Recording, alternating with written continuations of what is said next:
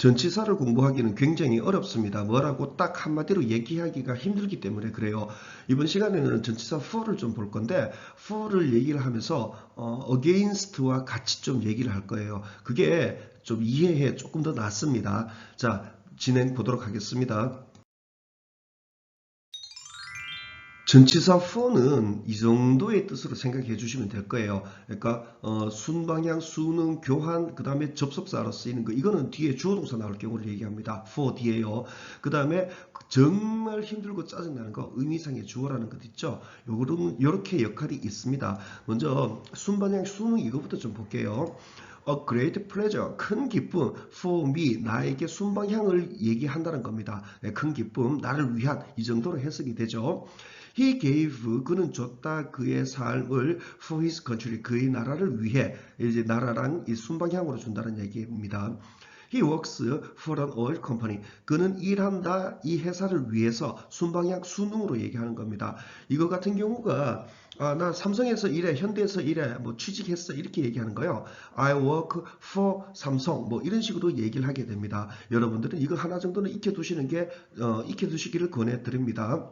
그 다음에 did you get, 너는 가졌느냐 티켓들을 for the game, 게임을 위한 티켓, 게임의 순방향인 그런 티켓을 얘기를 하게 되는 겁니다.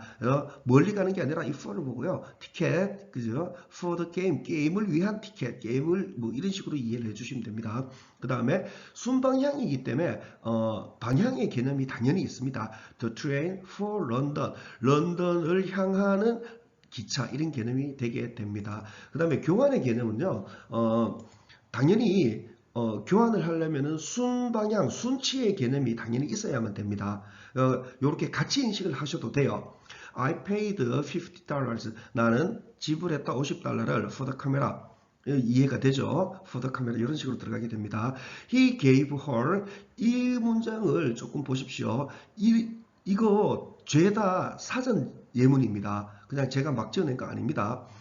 그는 줬다 그녀에게 그의 카메라를 for her watch, 그녀의 시계를 위해서 이렇게 됩니다. 그러니까 그녀의 시계랑 카메라를 교환한다라는 그런 개념이 되게 되는 거예요. 이거를 번역으로 우리말로 번역으로 깔끔하게 하면 좋은데 그냥 그대로 영어로 이해하는 게 훨씬 나아요. 그림을 그려보는 거죠. He gave her his camera, his camera for her watch. 이렇게요. 요거랑 요거 카메라랑 watch랑 her watch랑 교환의 개념이 되게끔요.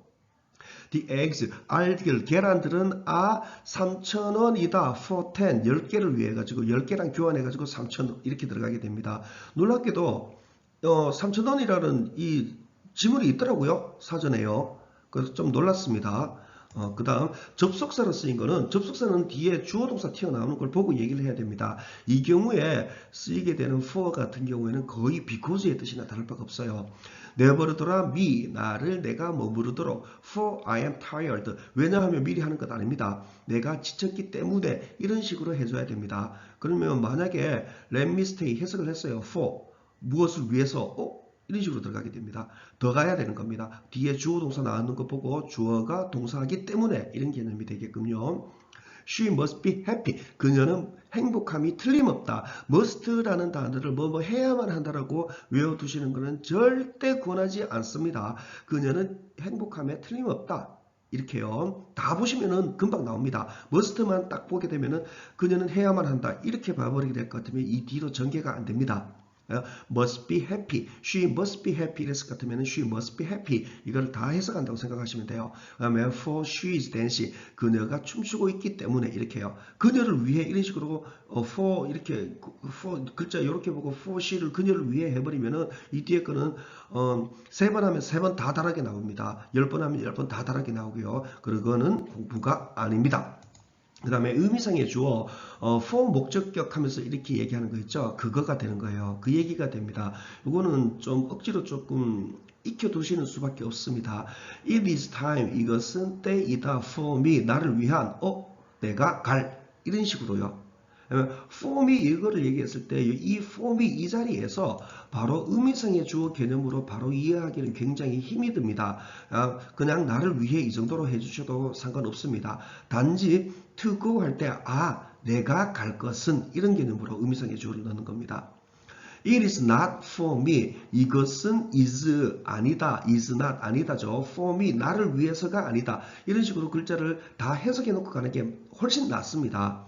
이거 전체가 다 어떻게 될까? 뭐 우물쭈물하게 될 것 같으면 한마디도 입을 못 띄게 되는 경우가 많게 돼요. 그래서 다시 가보면은 이것은 is not 무엇이 아니다. for me가 아니다. 나를 위해서가 아니다. 이렇게까지 끊어내버려야 됩니다. 그래야 이 뒤에가 쉽습니다. 그러면 뭐가 나를 위해서가 아니냐? to say 말할 것은 내가 말할 것은 이런 식으로요. 이렇게 의미상의 주어 개념도 제 영상 어디인가 있습니다. 아니면은 뭐 다음에 또 이런 것들은 계속 문장 안에서 얘기를 할 거니까요. 그냥 계속 보시면 될 것 같아요. It is not for me. 이것은 나를 위해서가 아니다. to say 말할 것은 내가 말할 것은 내 몫이 아니다. 이런 개념이 됩니다.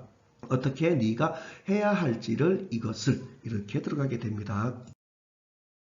for를 against와 비교해 볼게요. 이거는 그러면은 좀 많이 그렇게 어렵지 않게 와닿을 수가 있어요. for 같은 경우에는 그야말로 순방향이기 때문에 a regulation, 규칙 뭐 그런 규제가 되죠. for smoking, 담배 피우기, 흡연을 위한 규제 이렇게 됩니다. 이거 같은 경우에는 조금 요즘 개념이랑 말이 안 맞죠. 이제 담배에게 순방향으로 담배 피우라는 법쯤이 되는 겁니다. 그러니까 규제 against smoking, 담배 피우기에 역방향인 그러니까 반대하는 규제 이런 식으로 들어가게 됩니다. 물론 지극히 당연히 사전에는 이런 예문으로 나와 있습니다. 이거는 없어요. 그 다음 I voted for him against him 이거 이해가 되죠? 이 사람을 편들어 가지고 투표했는 거가 됩니다. 이건 이 사람에 반대해 가지고 투표를 했는 거가 되고요. 그 다음에 Are you for the plan against 원래 지문은요. Are you against or for the plan 이런 식으로 나와 있습니다. 요거 극명한 대조가 되는 거죠. for랑 against가요. 계획에 너는 찬성이냐 반대이냐 이렇게 들어가게 됩니다. 그 다음 some people however 몇몇 사람들 그러나 이 사람들은 논쟁한다. 이 전통에 대항해서 반대해서 이런 얘기가 됩니다. 이 전체 내용은 뭐냐면은 무료 갤러리들 이거에 대한 뭐 논쟁의 얘기였거든요.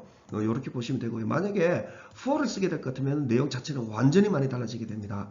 그래서 전치사들이 문장에 흘러가는 방향을 밝혀준다라고도 볼 수가 있어요. 그래서 굉장히 전치사들을 그냥 대충 해서는 안 됩니다. 좀 더 적극적으로 해줘야 됩니다. The party 이거는 제가 출처를 잘 모르겠어요. 하여간 뭐 사전 예문은 아닙니다.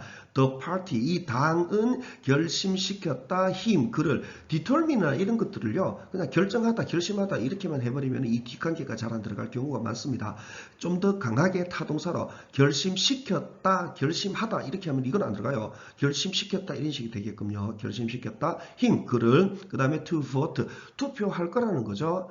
to vote의 의미상의 주어는 당연히 힘입니다. 그래서 to vote 할 때 그가 투표하도록 이런 식으로 얘기한 겁니다. 대통령의 반대 해석 이렇게 해요. 이것도 꽤나 오래전의 예문입니다. 이 부분 다시 한번 해석할게요. 당은 결심시켰다 그가 투표하도록 대통령의 반대 해석 이렇게 들어가게 됩니다. 전치사를 대하는 솔직한 저의 마음입니다. 전치사는 문장이 진행해 나갈 길을 밝혀주는 것처럼 보이게 돼요. 그래서 얘네들을 인식 안 하고 문장을 보게 될 것 같으면 틀림없이 어느 순간에 막혀버리게 됩니다. 그리고 또 그 영어는 전치사를 인식하지 못하는 영어는 그 내일을 기약하기는 좀 많이 힘이 들어요. 여러분들도 좀 어렵지만은 하면은 다 되게 돼 있습니다. 안 해서 못하는 거지 하면은 오늘 조금 내일 조금 이렇게 좀 하다가 보면 어느 순간인가는 전치사가 눈에 보이고 인식을 할 수 있게 됩니다. 자, 전치사 for는 여기까지 줄이도록 하겠습니다.